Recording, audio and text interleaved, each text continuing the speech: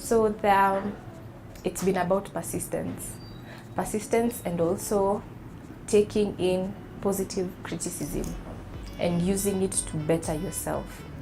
And then coming to Miss World platform, it's actually a very noble platform. It's not all about beauty, it's about beauty with brains. So if you look back from the past to present, beauty queens have been championing for different social causes to improve the welfare of the society. Mine was championing for mental health, and the projects I was doing were majorly centered on destigmatizing access to mental health. So I found a platform where I could link my professional background, which was in psychology, and also like something I loved, like the championing for inclusion, with also another passion I had, which is modeling. So it's like things just came together. Yes, so that's how I found myself on the platform. My passion has been especially championing for inclusivity. So you notice I've been working with diversified groups of people, and I'm sure for our society to function fully, we need to hold hands together. We need to take steps towards a better future together. So I champion for inclusion and inclusivity, and that I'd say has been my passion and purpose. Yes. So at Miss World, I've managed to partner with very nice partners to push the word, and I started with a partnership with Chiromo Hospital Group. We ran an initiative called Tufunguke, which was basically about opening up conversations towards in and around mental health. So we'd have like workshops or just fun days where we'd have people with lived experiences sharing the experiences too, and how like their road to recovery, how it has been, to also like tell people out there you are not alone. Like someone else has been there and has conquered, so you also can.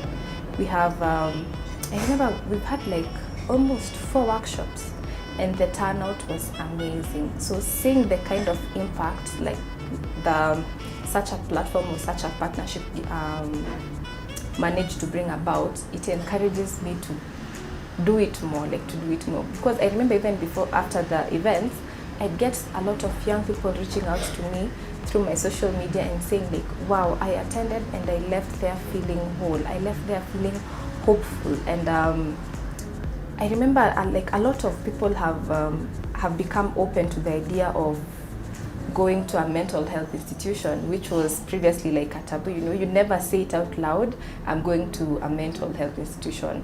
Like as compared to when I'm sick, I have a tummy ache, I'd say, let me run to the hospital. But when you feel your mental health is declining, you don't look for help, and there is no health without mental health. So these are some of the things we've been pushing.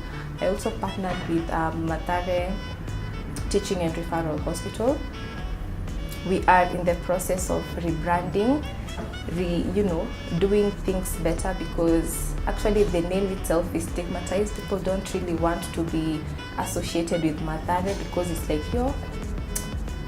So we are in the process of redefining the whole experience of Mathare, and we are building another one in Karen on a 200-acre piece of land. So it's going to be like really big and more advanced, more inclusive, and hopefully with subsidized prices to make sure that a big percentage of the population has access to affordable mental health care. And I've also partnered with T21 Family Support Organization, which is a support group for families who have children with Down syndrome. We recently had an event at the Academy of Art and Dance. It was actually last Friday, and the turnout was amazing. The purpose of the event was to raise funds to build a school for the children, and also like a wellness center, because most of them they're still a marginalized group, and sometimes they are shunned away from these services. Maybe schools, you're not really as included as other children. So we had a fundraising dinner where we had a fashion show for the children. We had sponsors coming in, dressing the children. We had hotels coming in and giving vouchers and items for auction. And by the end of the night, I tell you, it was a successful night. And we managed to raise funds, and hopefully it should be a project that's up and running as soon as possible. Mental health, actually this is something that propelled me into this space. I remember when I was in primary school, back in primary school, I had a deskmate who was also like my best friend, and she had epilepsy, but I didn't know then. So maybe during class or break times, she'd had episodes, and being the little children we are, we didn't know what was happening, we didn't know how to help. So most of us used to run out of class. Then I remember my teacher, our class teacher, she'd be so compassionate and she'd really come through and help her. Like, she'd make sure the environment is safe, like there are no objects that she can hurt herself with. And I remember, like, I used to peep through the door when she's doing all this, and I really wished I could do that, because this was my friend. This was someone I really loved, but I was young and I didn't know. I was actually scared. So growing up, I developed an interest in psychology to learn more about myself, and also to learn more about people and how I can come through, better for them. So when I got to the field of psychology, I realized like there's more, like it's not just the neurological, like there's more to it. The whole population, especially after COVID hit, there was a rise, like a very huge rise in the number of mental health cases, and people didn't have avenues to express themselves. People didn't know, or people didn't have the resources to get help or to help their loved ones. So that's what I've been using my platform about, because I have a very huge reach.